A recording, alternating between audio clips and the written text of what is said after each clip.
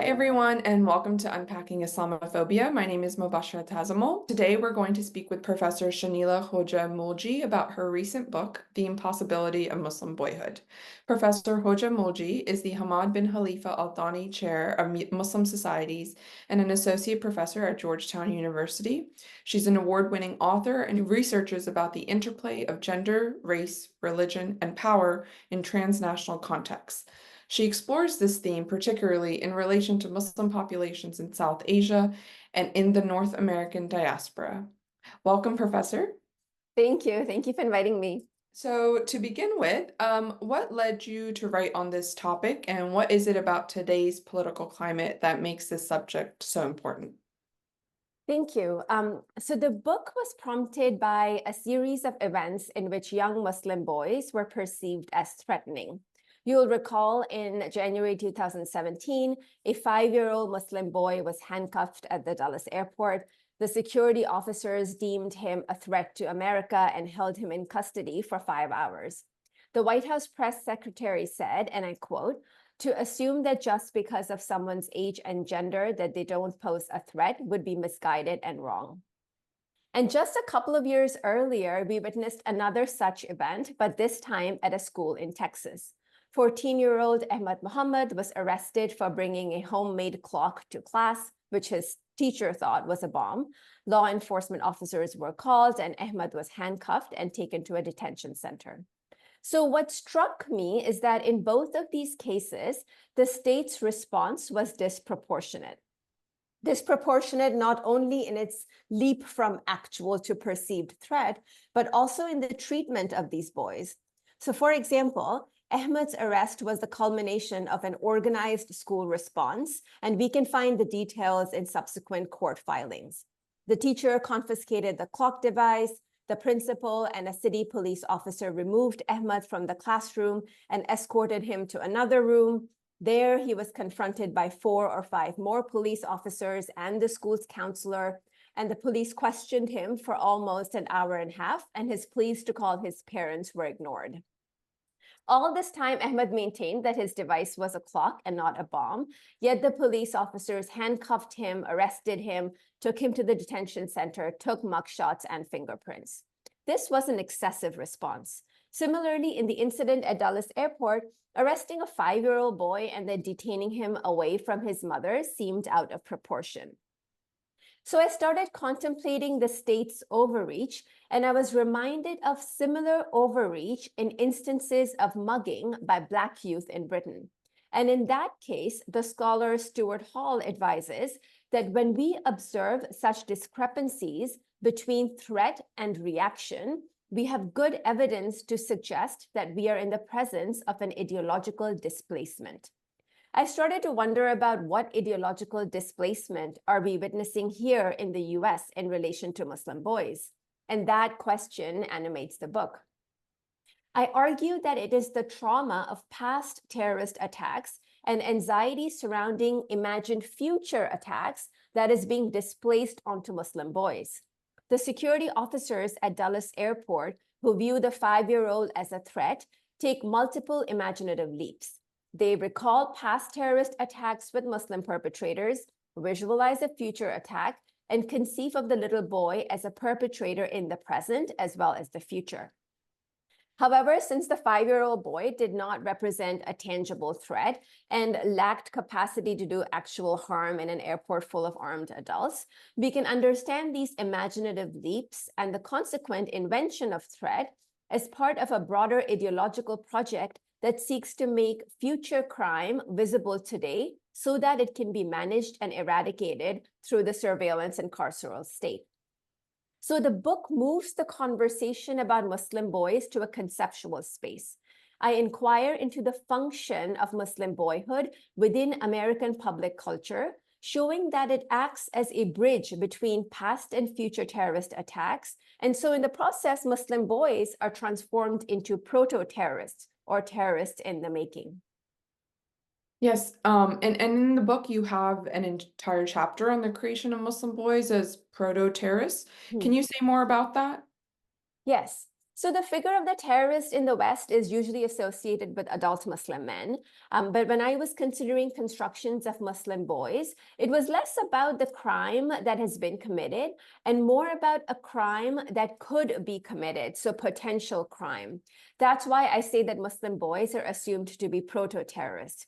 And while intuitively it makes sense to us, as we saw in the cases in Dallas and Texas, in the book, I show the concrete practices that produce Muslim boys as such, and I focus specifically on American educational institutions and US national borders.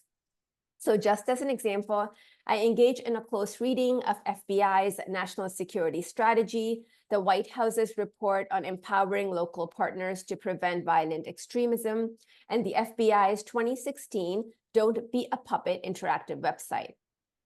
Across these fora, we clearly see that Muslim boys are assumed to be a risk. So not at risk, because at risk means that they can be reformed. Instead, they're assumed to be a risk, and teachers and peers are tasked to detect what the FBI calls leakages or common warning behaviors for students advocating violence. So the chapter shows that terrorist proclivities are lodged in a Muslim youth's psyche through state discourse. And once the proto-terrorist is constructed, the security regime tries to make him visible so that he can be managed before he undertakes any violent action. So you can then see how the figure of the proto-terrorist clears a pathway for the state to enter the lives of Muslims through technologies of monitoring, surveilling, quarantine, suspension, and abandonment. Yes. And what role does race play in your theorizations? Yes, thank you for that question. So I discussed the connection of race and religion in the introduction extensively, noting that the construction of Muslim boys as proto-terrorists should be properly understood as a practice of racialization. It introduces impurity, threat, in the subject by disavowing the imputed purity or innocence that's often associated with childhood. And so here I'm invoking a particular understanding of race and innocence, drawing on Miriam-Tickton and Deleuze and Guattari.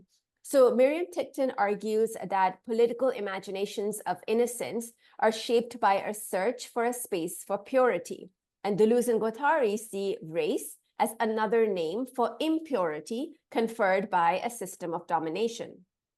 So when we put these ideas together, we can see the association of threat or impurity as distancing Muslim boys from purity or innocence associated with childhood. That distancing is a form of racialization.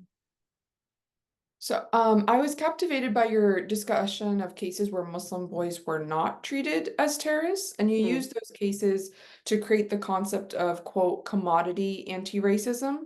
Can you tell us more about that? Yes. So we can return to Ahmad Mohammed's arrest. At that time, there was extensive backlash against the schools and police's overreach, and it was widely criticized as an example of racial profiling. On social media, activists used hashtags like I am Ahmad and I stand with Ahmad to condemn his mistreatment. This backlash, however, was quickly brought back under control by state and capitalist elites, and they re-articulated Ahmad as an inventor or a budding scientist. So the New York City mayor issued a proclamation declaring September 28th as Ahmad Day and co-opted the incident to advance his computer science for all agenda. President Obama invited Ahmad to visit the White House. Technology firms praised Ahmad's creativity. Microsoft sent him gifts. Zuckerberg invited him to visit his company, etc. These responses seem counter to the more dominant proto-terrorist framing. But in the book, I unpack the politics of such ostensibly positive portrayals. I argue that such gestures of recognition work through abstraction and exceptionalism, one among many, leaving intact the construction of Muslim boyhood as a state of threat. So Ahmad in this case is made an exception. His scientific acumen is dissimilar to other Muslim boys. He is made to exhibit a certain excellence that does not reframe the threat associated with Muslim boys as a collective. This framing does, however, enable state and capitalist elites like Obama and Zuckerberg to present themselves as race, gender, and religion neutral. I call this practice commodity antiracism, where antiracism is commercialized and buys elites' goodwill.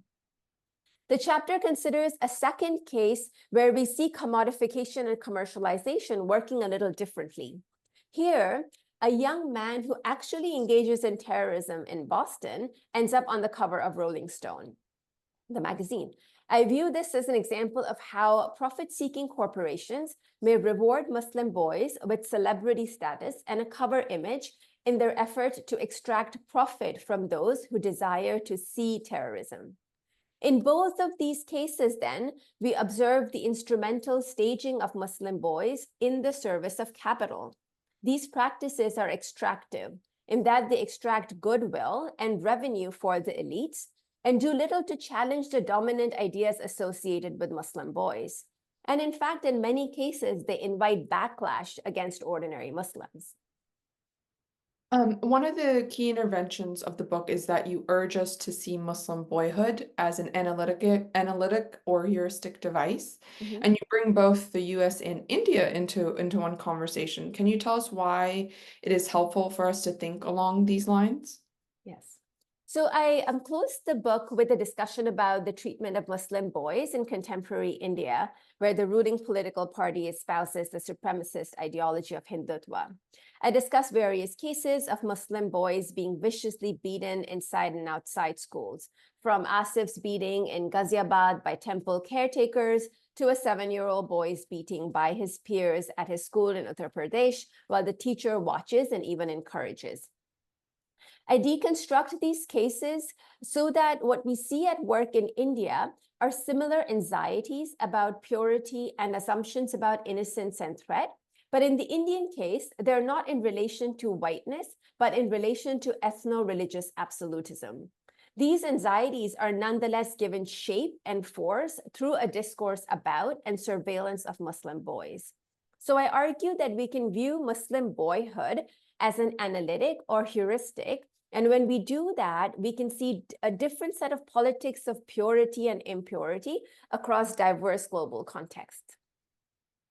Thank you so much, Professor Khoja-Moolji, for joining us and for writing this book. I'm going to urge all of our listeners today to definitely check it out. The amazing thing is that the book is freely available to read on University of Minnesota's Manifold platform. We're going to include the details in the description and our website, so please do check it out. I think this topic is so important and so relevant in terms of how Islamophobia plays out in different avenues. Again, that is all we have for today's episode. Be sure to check out the next one, and for more information, check out Bridge's website. We'll be publishing this on there as well. Thank you so much. Thank you.